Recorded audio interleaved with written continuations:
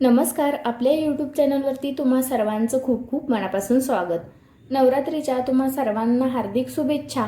नवरात्रीचे उपवास चालू झालेले आहेत आणि 30-30 साबुदाणा खिचडी किंवा वरई खाऊन कंटाळा येत असेल त्यासाठी आज मी ही उपवासाच्या आप्प्यांची रेसिपी शेअर करत आहे. तर उपवासाचे आप्पे बनवण्यासाठी 1 वाटी वरईचा तांदूळ घ्या आणि पाव वाटी साबुदाणा घ्या.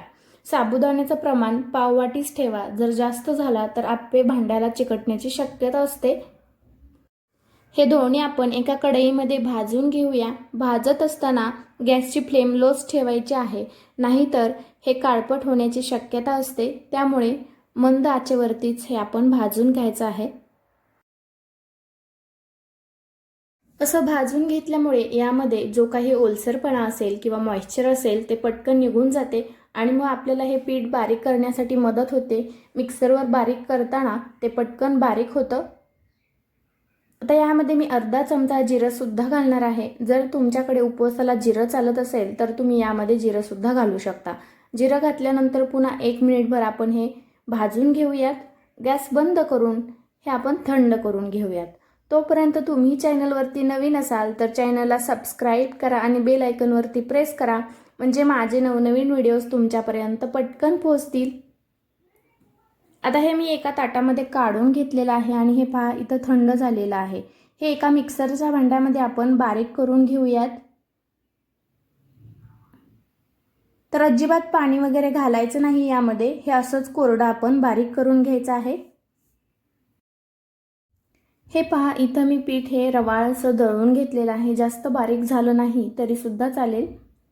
यामध्ये आता ज्या वाटीने आपण वरई घेतलेली आहे त्याच वाटीने मोजून 1 वाटी घरचं दही घेतलेलं आहे. दही जर तुमच्याकडे नसेल तर तुम्ही इथे 2 वाटी ताकसुद्धा वापरू शकता. दही यामध्ये आपल्याला वापरायचं आहे, त्यामुळे आप्पे आपले चांगले टम फुगले जातात. आता यामध्ये 2 हिरव्या मिरच्या बारीक कट करून घेतलेल्या आहेत, त्यासुद्धा यामध्ये टाकूया आणि हे पुन्हा आपण मिक्सरला फिरवून घेऊया. इथे अजिबात आपण पाण्याचा वापर केलेला नाही. दही घालूनच हे पीठ आपण मिक्सरला पुन्हा एकदा फिरवून घेतलेलं आहे. आता एका बाउलमध्ये हे पीठ आपण काढून घेऊयात. काढून घेतल्यानंतर पुन्हा हे एकजीव करून घ्यायचं आहे, म्हणजे यामध्ये गुठळ्या असतील त्यासुद्धा निघून जातील. यामध्ये उरलेले साहित्य घालूया. तर इथे मी थोडेसे शेंगदाणे सालं काढून असे अर्धवट करून घेतलेले आहेत. असे शेंगदाणे घातल्यानंतर आप्पे खायलाही खूप छान लागतात. यामध्ये बारीक चिरलेली कोथिंबीर आणि 2 चमचे इथे डेसिकेटेड कोकोनट घेतलेला आहे. ओला नारळ असेल तरी सुद्धा घातला तरी चालेल. इथे 1 उकडलेला बटाटा मी खिसून घेतलेला आहे. तुम्ही कच्च्या बटाट्याचा सुद्धा इथे वापर करू शकता. कच्चा बटाटा खिसून यामध्ये टाकू शकता. चवीनुसार यामध्ये मीठ टाकूया आणि पुन्हा हे आपण एकजीव करून घेऊयात. जर तुमच्याकडे यामधील कोणताही पदार्थ किंवा साहित्य जर उपवासाला चालत नसेल तर तुम्ही यामध्ये नाही घातलं तरी सुद्धा चालेल. आता हे पीठ थोडंसं घट्ट वाटत आहे, त्यामुळे ज्या मिक्सरच्या भांड्यामध्ये आपण हे बारीक करून घेतलेलं आहे ते स्वच्छ धुवून यामध्ये टाकायचं, म्हणजे आपलं अन्नसुद्धा वाया जात नाही.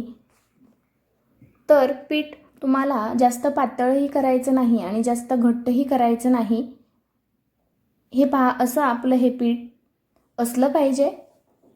हे 10 मिनिटे झाकण ठेवून आपण असंच ठेवून देऊया. तोपर्यंत उपवासाची चटणी बनवूया.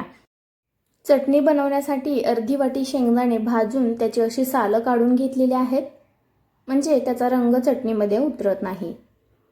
2 ते 3 हिरव्या मिरच्या, थोडीशी हिरवी कोथिंबीर, 1 आल्याचा तुकडा, अर्धा चमचा जिरं, 1 चमचा डेसिकेटेड कोकोनट आणि चवीनुसार मीठ.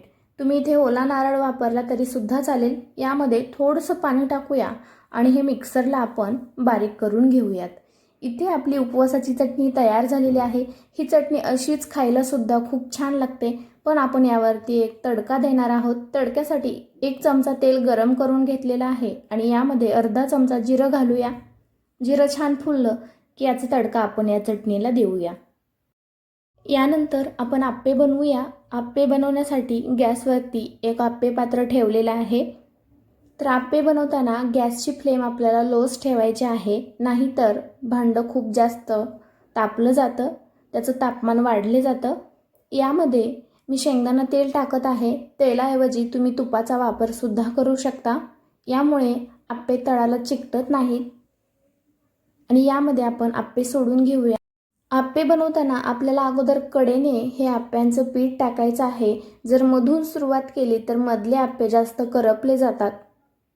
त्यामुळे सर्वात शेवटी आपल्याला मध्ये पीठ टाकून घ्यायचं आहे आणि झाकण ठेवून हे आप्पे आपण 3 ते 4 मिनिटे छान भाजून घेऊया.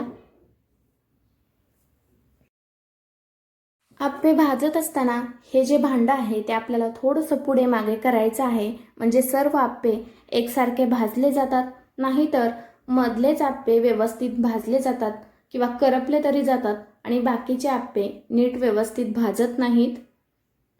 आता झाकण काढल्यानंतर पहा, आप्पे किती छान आपले फुगलेले आहेत. इथे सोड्याचा बिलकुल वापर केलेला नाही. दही वापरल्यामुळे हे आप्पे छान फुगले जातात.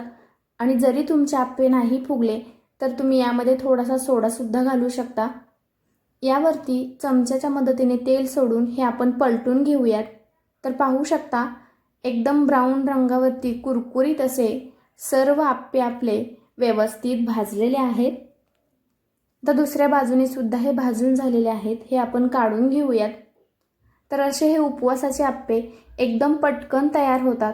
पीठ दळून आणायची गरज नाही किंवा आंबवायची सुद्धा इथे गरज नाही. उरलेल्या पिठाचे देखील आप्पे आपण बनवून घेऊया. नेहमी आप्पे बनवताना एक गोष्ट लक्षात घ्या की गॅसची फ्लेम आपल्याला मंदच ठेवायची आहे. जर मोठ्या गॅसवरती तुम्ही आप्पे बनवले तर ते करपले जातात आणि त्याची चवसुद्धा कडवट लागते. आणि या पद्धतीने आपले सर्व आप्पे इथे बनवून झालेले आहेत. पाहू शकता अजिबात कुठेही चिकटलेले नाहीत. एकाच रंगावरती सर्व आप्पे इथे आपले बनलेले आहेत. आतून सुद्धा पाहू शकता जाळीसुद्धा खूप छान पडलेली आहे. उपवासाला जर तोच पदार्थ खाऊन कंटाळा आला असेल तर या पद्धतीने आप्पे नक्की बनवून पहा. यामध्ये वापरलेल्या साहित्याची माहिती सुद्धा मी डिस्क्रिप्शन बॉक्समध्ये दिलेली आहे. आणि आजची रेसिपी आवडली असेल तर कमेंट बॉक्समध्ये कमेंट करा, लाईक करा, शेअर करा आणि सबस्क्राईब करायला विसरू नका.